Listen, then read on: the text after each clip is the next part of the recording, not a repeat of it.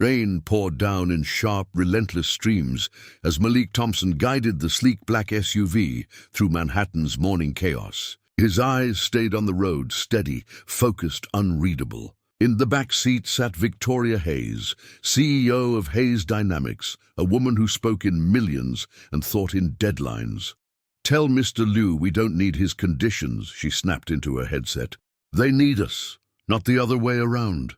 Malik listened silently. Years of driving for people like her had taught him when to speak and when to disappear. To her, he was just another shadow behind the wheel. She sighed loudly.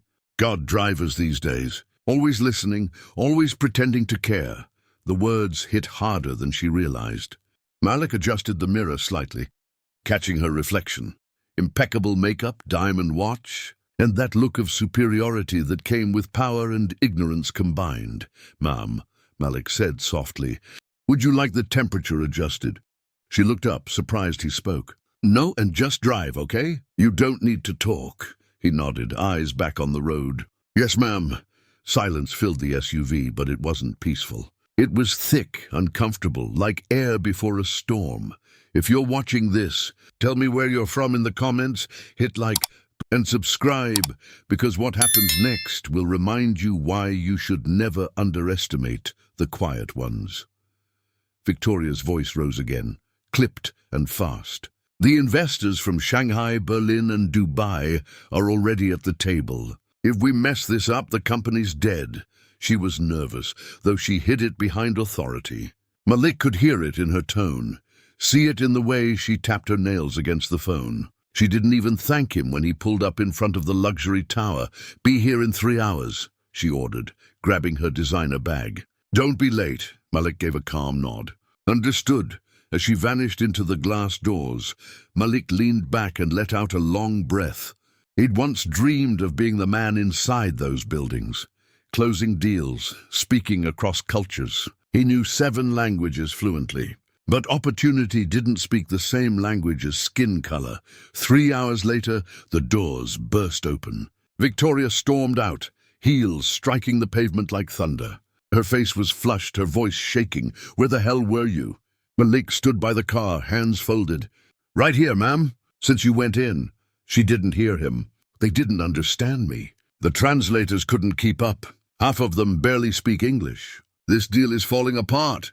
Malik hesitated, his instincts screaming to say something. "Ma'am, if I may," she snapped. "You may not. Just drive." He closed the door gently and started the engine. In the mirror, he caught a glimpse of her face again. Beneath the frustration was something new, fear, and Malik knew this wasn't over, not by a long shot. She had no idea that the man she just dismissed was about to become the only person capable of saving her entire empire. The car moved through the wet streets of Manhattan, headlights reflecting off puddles like broken glass. Neither of them spoke. Victoria scrolled through her phone, her face hard and pale under the dim interior lights. Malik kept his focus on the traffic. Though his mind was already piecing things together, she'd mentioned Shanghai, Berlin, Dubai, 3 languages in one sentence. 3 countries where Malik had lived, worked, learned. He'd spent years studying culture, tone, and translation while people ignored him behind the wheel. He knew what a single word could mean in different mouths, and how easily deals died from misunderstanding. Victoria broke the silence. "Do you even realize what just happened? 6 months of planning, gone.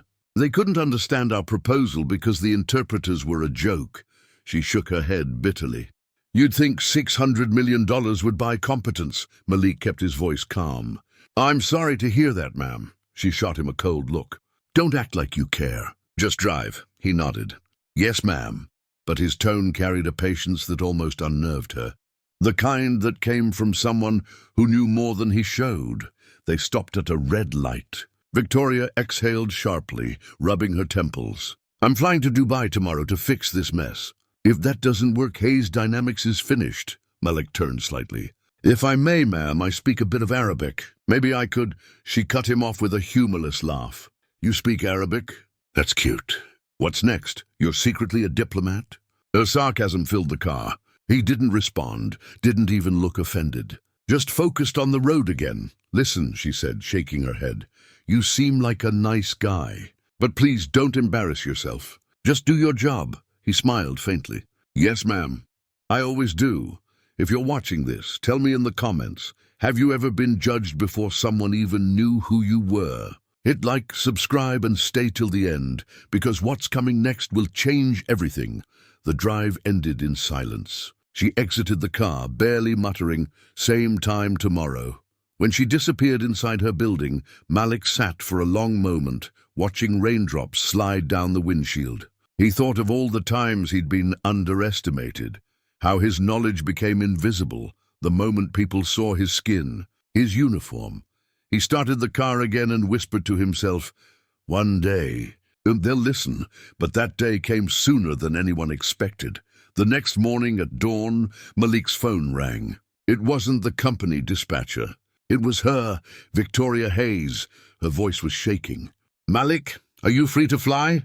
In less than 24 hours, the woman who told him to just drive would beg him to save her entire career. Malik stood at JFK Airport, dressed in a clean grey suit this time, pressed, neat, quiet confidence in every line of his posture. He wasn't behind a wheel today.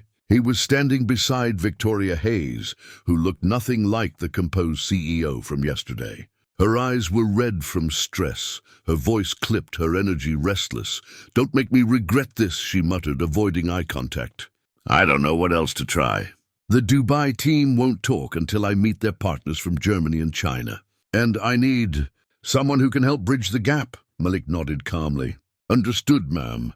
Her assistant Ethan raised an eyebrow. "Victoria, are you sure about this?" Victoria cut him off. "He's the only one who said yes." Malik glanced at Ethan. "It's all right. I'm used to people doubting me before I even open my mouth." Victoria flinched at the words. She said nothing. The flight to Dubai was long and tense. She reviewed contracts. Malik reviewed silence. But when the plane landed, everything changed. They entered a massive glass building, the headquarters of a global investment group. Inside, powerful men and women from 5 different countries sat around an oval table. Conversations overlapped in Arabic, German, Mandarin, and English. Confusion buzzed like static. Victoria tried to start her pitch. "We appreciate your time," but she was cut off. The German delegate frowned. "Your offer." Not clear. Translation wrong. Then a Chinese investor murmured something to his colleague, shaking his head. Malik listened closely. Every word, every tone. His instincts took over. He leaned toward Victoria and whispered, "They misunderstood the equity split." "May I clarify?" She blinked. "What? You understand them?"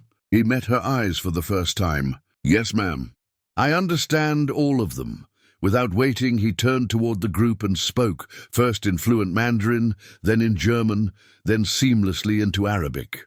Each phrase calm, precise, confident. The room went silent. Victoria froze. Her lips parted. Malik continued, explaining the proposal as if he'd written it himself, translating every nuance, every missed tone that had cost her millions. When he finished, one of the investors smiled for the first time that day. "Now we understand," said the German delegate. "Now this makes sense." Victoria sat there speechless, watching the man she once told not to talk command the entire room with nothing but language and grace. The meeting ended with handshakes, not frustration. The investors agreed to resume negotiations tomorrow. As they walked out, Victoria finally found her voice. "Malik, what the hell was that?" He gave a modest smile. "Just doing my job, ma'am." She stared at him. "You speak 7 languages?" "Yes, ma'am." "Learned them before I ever started driving." She didn't reply, just looked down. Ashamed, thoughtful, quiet. "If you're watching this, tell me, how would you feel if someone who looked down on you suddenly needed your help? Comment below, hit like and subscribe for what happens next, because this story is just getting started. Tomorrow's meeting would change everything, but not in the way Victoria expected. The next morning, the Dubai sun rose over towers of gold and glass. Malik was already dressed, sharp in a crisp white shirt and dark blazer, seated quietly in the hotel lobby. Victoria came down minutes later, her phone pressed to her ear, voice trembling but composed. When she saw him, she hesitated for a moment. "You're early?" she said softly. "Old habit," Malik replied. "Early means ready." She nodded almost respectfully. It was the first time she'd spoken to him without that edge in her tone. The drive to the meeting was silent again, but this silence was different. No judgment, no distance, just unspoken questions between them. At the conference hall, the atmosphere was tense. Yesterday's meeting had impressed the investors, but today would decide the deal. One mistake, and $600 million would vanish. Inside, the delegates greeted Malik first this time. He replied to each of them in their own language. German, Mandarin, Arabic, effortlessly, naturally. The air shifted, respect replaced dismissal. Victoria began her presentation, but halfway through, one of the investors from China interrupted, speaking rapidly. The translator stuttered, confused. Malik stepped forward. "He's saying he doesn't agree with the data model, not the terms," he explained. Then he turned to the delegate, responding fluently, explaining the logic behind the structure. The man smiled. "Correct. You understand well." Victoria watched in disbelief as Malik calmly navigated 3 languages in minutes, turning potential conflict into connection. The tension in the room softened. People started to lean in, listen, trust. After 2 hours, papers were signed. The deal, worth $600 million, was done. As they exited the building, the team congratulated Victoria. Cameras flashed. Reporters gathered. She smiled for the pictures, but her eyes kept finding Malik, standing a few steps behind. Hands folded, quiet pride in his gaze. Later that evening, in the car back to the hotel, she finally spoke. "I owe you an apology," she said. "Yesterday I talked down to you. I made assumptions. And today you saved my company." Malik glanced at her in the mirror. "You don't owe me anything, ma'am. Just maybe think twice next time before assuming someone's place," she sighed. "You're right. I saw your uniform, not your worth." For the first time she smiled, genuinely. "You ever think about working somewhere other than behind a wheel?" Malik smiled back. "I used to. Then I realized life puts you where you're needed, even if people don't see it yet." She nodded slowly, humbled. "If you're watching this, tell me, have you ever been underestimated because of how you look, talk, or where you're from? Comment below, hit like and subscribe for more stories like this one." But just when Victoria thought the story was over, an unexpected twist in New York would test everything she'd learned. Back in New York, the city skyline felt different to Victoria. The lights seemed softer, the noise less harsh. Success usually filled her with pride, but this time, all she could think about was who made it possible. Malik. He opened her door as always, calm and polite, but she couldn't bring herself to sit in silence like before. "Malik," she said quietly, "I've been thinking. What you did back there, that was beyond anything I expected. You didn't just save a deal, you saved me." He gave a humble smile. "I'm glad I could help, ma'am," she shook her head. "Don't call me ma'am. Call me Victoria." He hesitated. "I appreciate that, but I prefer respect. It's how I was raised." She laughed lightly. "Fair enough." The car rolled past glass towers, and for the first time, she looked at the man in the driver's seat and saw more than a uniform. She saw intelligence, grace, restraint, and something she rarely found in the boardroom, dignity without arrogance. "Malik," she said, breaking the quiet again, "I want to know something. Why are you driving? You clearly have the mind of a businessman." He took a deep breath. "Because when I applied for corporate jobs, the interviews ended the moment I walked in.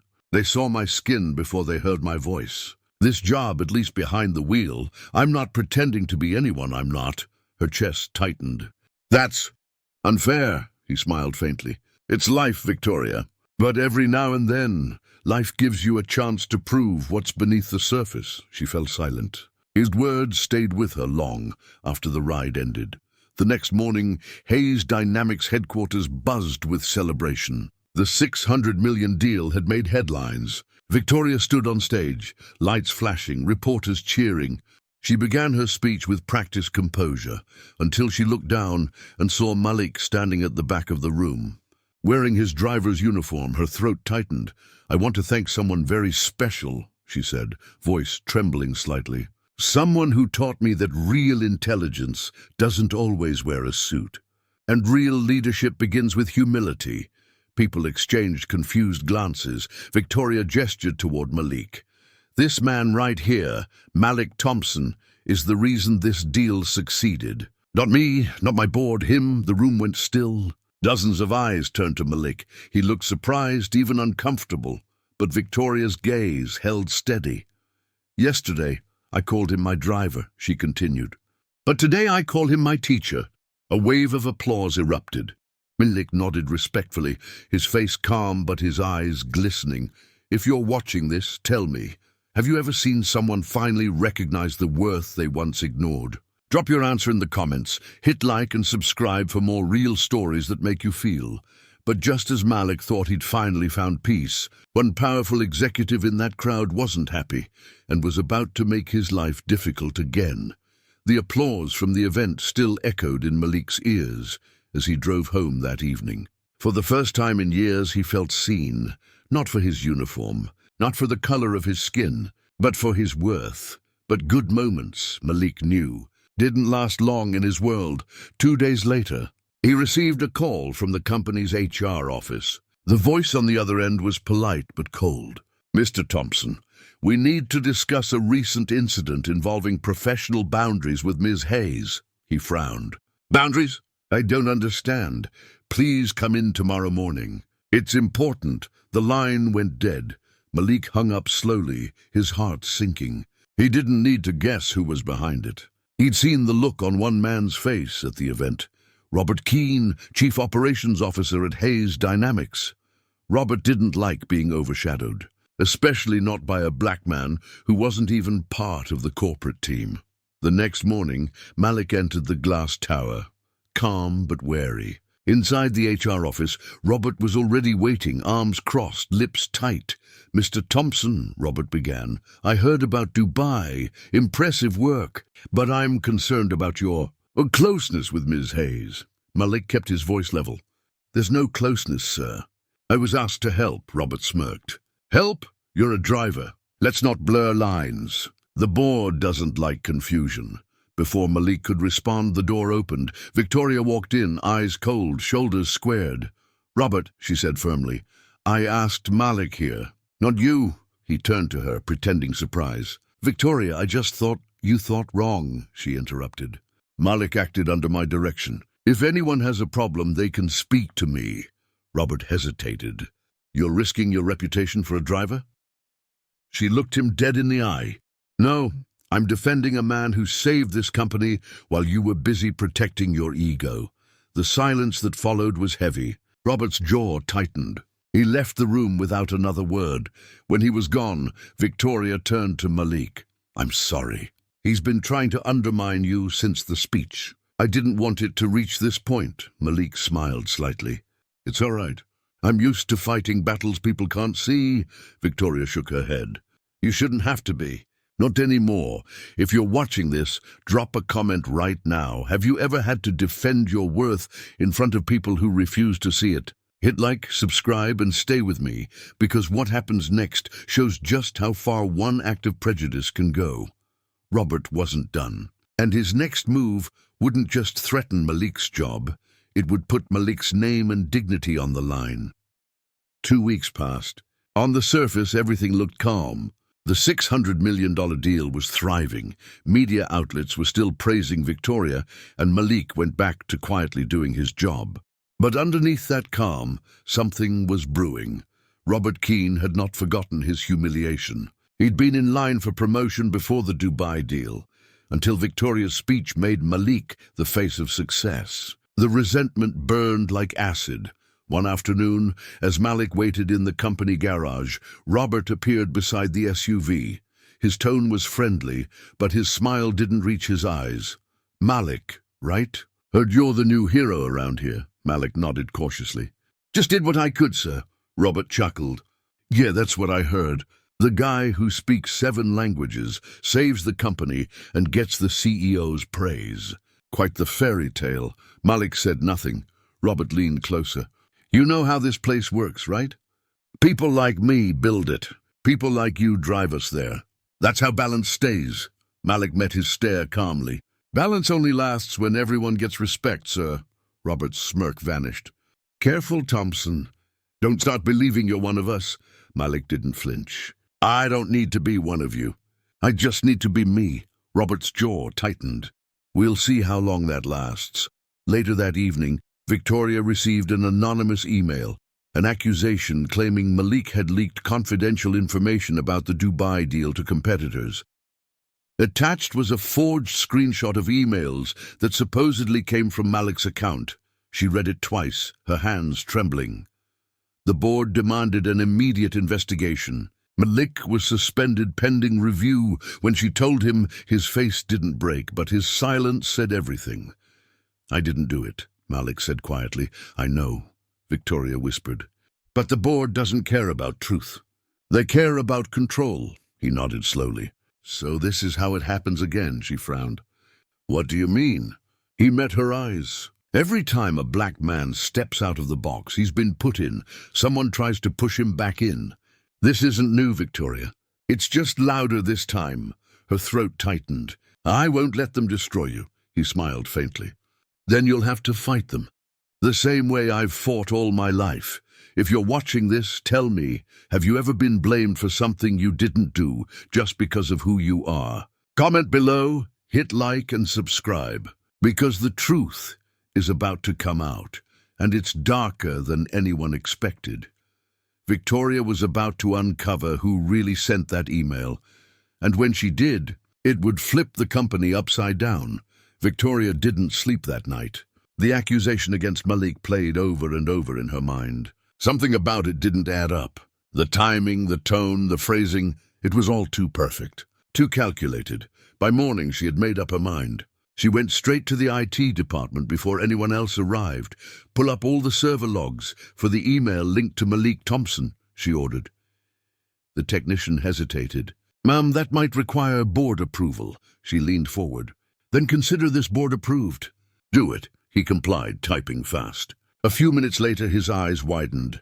That's strange. The email wasn't sent from his account. It was sent from an internal IP, someone inside the executive floor. Victoria's jaw tightened. Who? He scrolled again. Looks like Robert Keene's workstation. The air in the room went still. She left without a word. By noon, Victoria burst into Robert's office. He was mid-call, but she didn't care. She slammed the printed logs onto his desk. Care to explain this? Robert blinked, then smirked.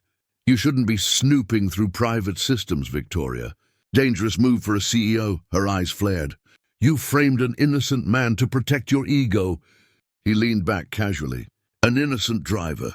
Don't make me laugh. You brought him into our world, and I just reminded everyone where he really belongs. She glared at him. You think his uniform defines him? He's more qualified than half this board. Robert chuckled darkly. Maybe, but it doesn't matter. The moment people believed he was guilty, the damage was done. You can't unring that bell. Victoria's voice shook, but not from fear, from fury. You've underestimated me and him. I'll make sure the board knows what you did. Robert's smirk faded. You'll lose everything if you go after me. She leaned closer, whispering coldly, then I'll lose it with dignity. By that evening, Victoria called an emergency board meeting. She laid out every log, every timestamp, every trace of evidence linking Robert to the fake email. Silence filled the room as the truth unfolded. When she finished, the chairman looked around. Robert Keene, you're dismissed effective immediately. Robert stood, eyes burning with rage. You'll regret this, Victoria didn't blink. No, Robert. The only regret I have is not trusting Malik sooner. Outside the glass doors, Malik waited quietly, unaware of what was happening inside. When Victoria stepped out, she handed him a letter. You're reinstated, she said softly. And you're not my driver anymore, he frowned. What do you mean? She smiled faintly. You're my new director of global communications, if you'll accept. Malik stared at her, stunned. Victoria, she interrupted gently. You earned this. You always did. If you're watching this, tell me, What would you do if the same person who once dismissed you handed you the respect you always deserved? Comment below, hit like and subscribe, because Malik's journey doesn't end here. His next decision will define his legacy. Malik thought justice was enough, but what he chose to do next shocked everyone, including Victoria. Malik sat alone that night, the offer letter still in his hands. Director of Global Communications. The title looked surreal, printed under his name. For years, people had called him driver, man, or worse. Now, for the first time, his name came with respect. But inside, something felt heavier. He replayed everything that happened, the laughter, the silence, the humiliation, and now the apology wrapped in opportunity. Was it justice, or was it guilt trying to make things right? The next morning, he walked into Hayes Dynamics, not in a uniform, but in a tailored navy suit. Heads turned as he entered the building. Some smiled politely. Others whispered. A few looked uncomfortable. Victoria was waiting near the boardroom, smiling with genuine warmth. "Welcome aboard, Director Thompson." He returned a small smile. "Thank you, Victoria. I'll do my best." "I know you will," she said. "You already proved it." The day moved fast. Malik met with communication teams, reviewed translation systems, and trained executives on cross-cultural negotiation. He didn't just speak languages, he built bridges. And soon, people began to see him not as the driver who got lucky, but as the man who saved the company. But not everyone was happy. Some board members whispered that his promotion was political. Others claimed Victoria only hired him to fix her image. By the third week, Malik overheard two senior directors near the elevator. "Look at this guy. One media stunt and suddenly he's running global comms." Please. If he weren't black, no one would call it diversity. They'd call it luck. Malik stood silently behind them until they turned and froze. He smiled calmly. "Gentlemen, luck fades. Competence doesn't. Let me know if you ever want to learn the difference." They fell silent as he walked past. That night, Victoria called him to her office. "You handled that perfectly," she said. "But I know it's not easy. The more you rise, the more resistance you'll face." Malik nodded. "It's fine. I've learned to let ignorance expose itself." She smiled, then grew serious. "Malik, I'm expanding the company overseas next quarter. I want you to lead the entire international relations department." He looked at her, surprised. "That's huge. It's yours if you want it," she said softly. "You're the reason Hayes Dynamics even has a future." Malik took a deep breath. "Then let's build something that actually includes everyone. If you're watching this, tell me, do you believe forgiveness can truly exist after prejudice? Comment below, hit like and subscribe, because the final chapters will reveal how Malik turned a moment of pain into a legacy of power and empathy. Malik thought he'd won, but fate had one more test waiting, and this time it would strike far beyond the boardroom. It started as a normal Monday morning.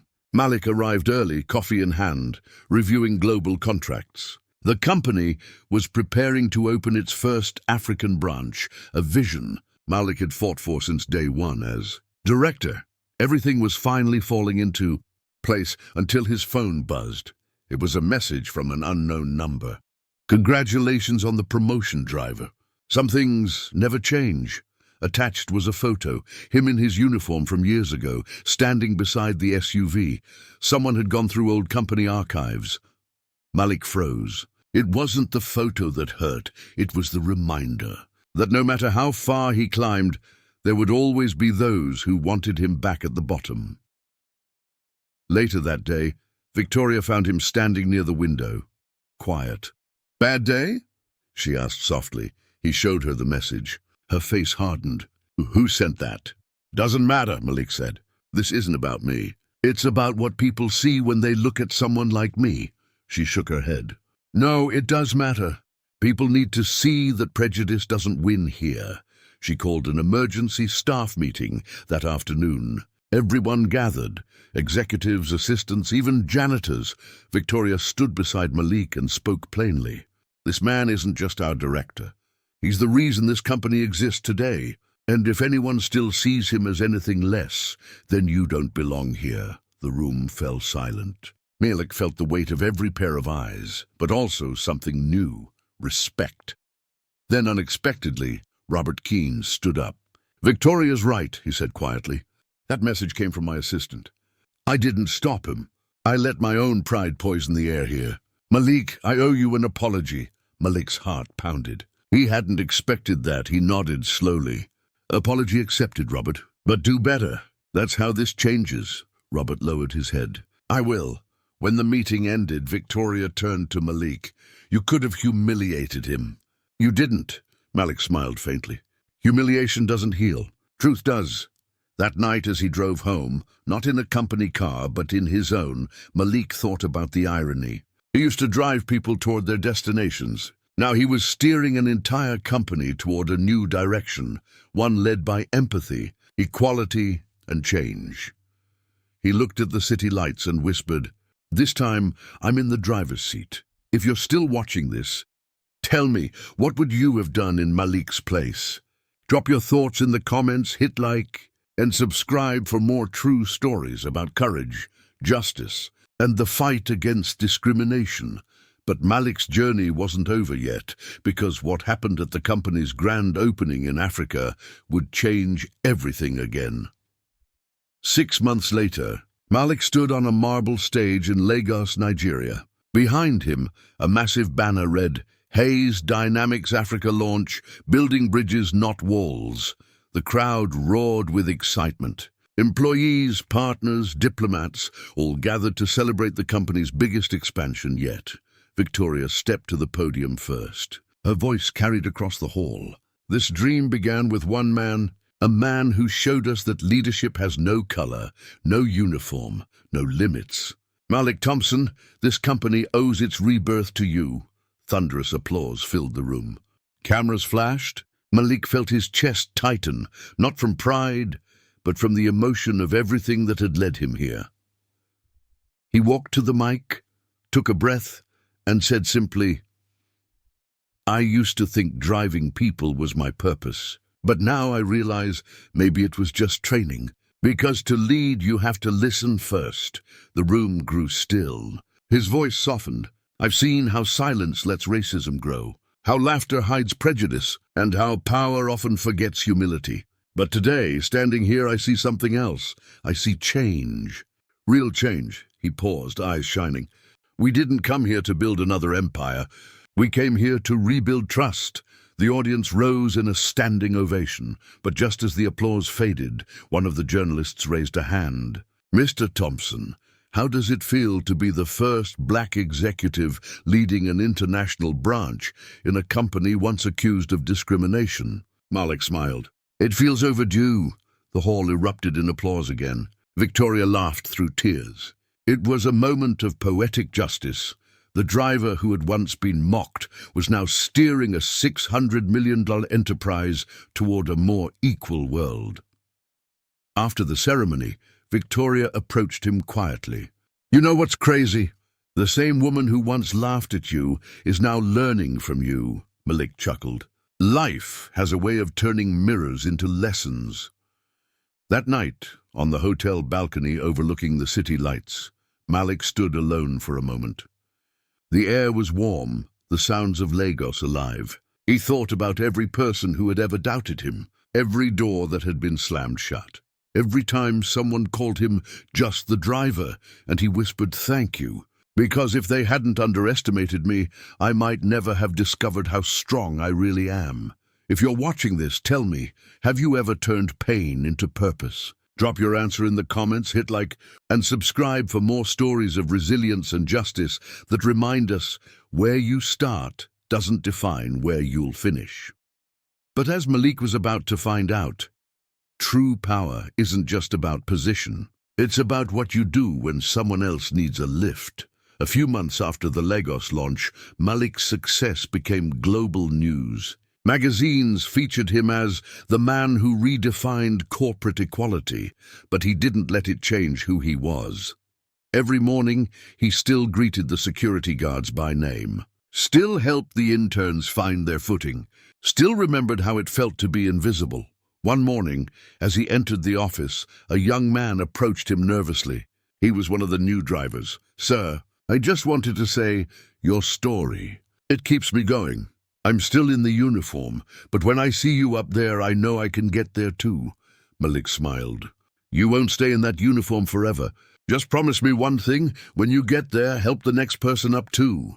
The driver nodded, eyes bright. "I will, sir."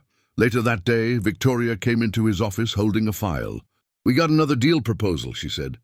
"This one's from a European tech giant. They want you to lead negotiations again." Malik laughed softly. "Guess my 7 languages are still paying off." She smiled. "More than you know." Then she hesitated. "Malik, can I say something?" "Of course. I used to think leadership was about control," she admitted. "Now I know it's about connection. You taught me that, and I'll spend the rest of my career making sure no one at this company ever feels lesser again." Malik nodded, emotion in his eyes. "That's how change sticks, not in speeches, in actions." As evening fell, he walked out of the building, passing the same polished glass doors he used to open for others. Now they opened for him. He paused by his car, touching the handle with a faint smile. This wasn't the same SUV, but the feeling hit him. The journey had come full circle. He whispered, "It started behind the wheel, but it ends with purpose." Before getting in, he looked up at the company logo glowing above the entrance. It no longer felt like a symbol of hierarchy. It felt like hope. If you're watching this, remember this. Respect costs nothing, but it can change everything. Tell me, what would you have done in Malik's place? Drop your thoughts in the comments, hit like, and subscribe for more real-life stories that remind us how strength, humility, and empathy can rewrite the world's rules. Because sometimes the people you overlook end up driving you further than you ever imagined.